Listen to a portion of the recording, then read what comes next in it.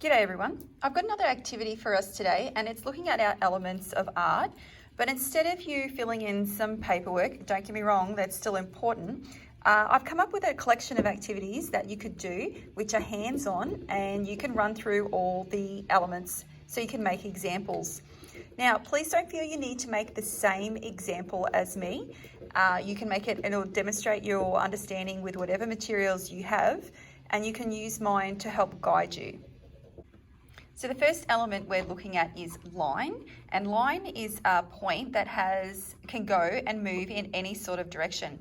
And what I usually get students to do is they need to draw something on the whiteboard or on a large piece of paper, and they need to include themselves in the piece. Now, this is what a student had done, and then they turned around and I was looking at my computer at my desk in the classroom, and they said, "Oh, Mrs. Herbert, my line drawing is eating you," and then they took a photo and showed me of what it was. It was so cool. Okay, so we're looking at our element of shape, and a shape is a flat area and it's got two-dimensional and it's got length and height. And we're looking at our geometric and organic shapes. So what I'm going to do is I've just taken a piece of timber and I'm going to draw a bit of a shape.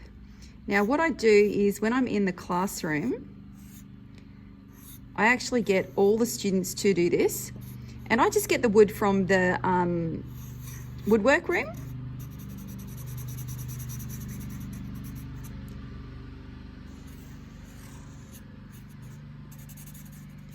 And once they've all drawn their own eyes or a set of eyes, if you put all of these together, they look amazing. They look absolutely fantastic. Now, whether you're dodgy at drawing or whether you're good at drawing, once they all come together, they actually look very clever. And this is a way for you to have a go at doing shape.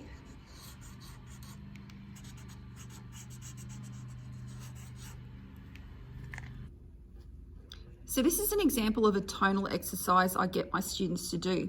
I give everyone a sticky note and they need to put a mark in between halfway on all the sides so that when the work joins up, there's a line going from one piece to another. Now, they start off with their line work, but then what they need to do is create mark making, or they need to add water to their black to make it sort of an ink color in which to add tonal variations. So it's going from dark to light by doing different mark making.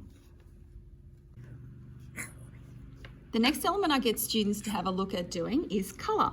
So I get little pieces of wood cut up by our groundsmen at work from little tree trunks or branches, and I give them paint pens to create a design. What I sometimes try to encourage is in their designs, they're using color because that's the element they're focused on. But if you wanted to give them a little bit of a push, you could present them in a color scheme. So you could use your primaries, your secondaries, your tertiaries, a complementary color scheme, a warm color scheme, whichever you prefer. Now, again, you might not have all these bits and pieces with you or the materials. It's just an example that you can make a practical elements of art in color. Okay, texture is our next element of art, and what we're doing is looking at the way a surface quality feels. So an actual texture is a texture that you can touch, and an implied texture is a texture that looks like it feels like something. So what I've gone and done is I've just gone a leaf from outside, and I've grabbed my trusty paint pens, and what I do is I get the students to create a design on the leaf. Now the reason I do that is because the leaf has a particular feel.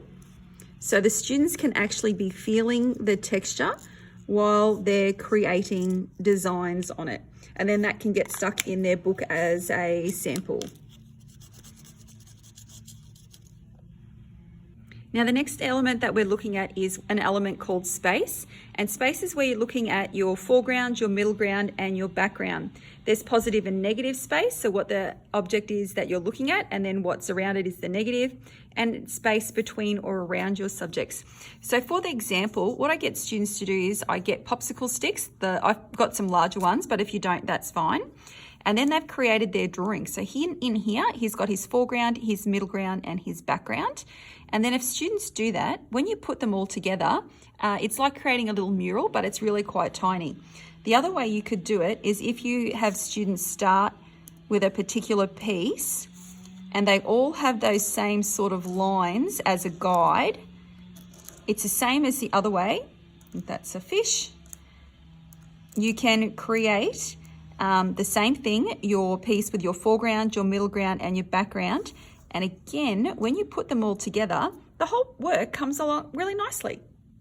Another element that we can look at is called form. Now, form is actually 3D. It's got your length, your height, and your width. So it makes it a little bit different from your shape. It can be viewed from all kinds of angles and has a volume that it takes up. So all I've done is gone out in the garden and grabbed a stick, and then I've grabbed my pens and I've started to colour in the outside of the wood. Again, I'm using paint pens, and you might not have that at home, but that's okay. This is only an example for you to have a go at doing. If you want to come up with your own example, that's fine. Okay, wrong pen. So I'm going to create little monsters out of the pieces that I have. And then what happens is the next student comes along and they add to